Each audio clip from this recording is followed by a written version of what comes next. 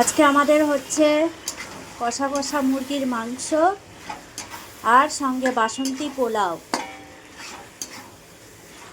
মুরগির মাংস এখন কষছি, এখানে গোটা গোটা পেঁয়াজ দেবো মাংসের ভেতর।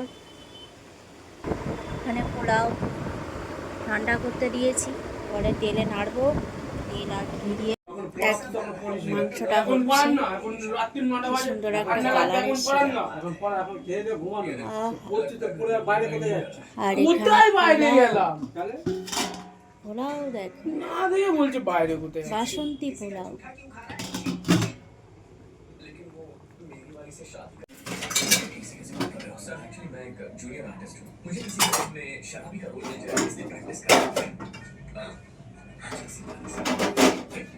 কেমন হয়েছে পোলাও আর মাংস?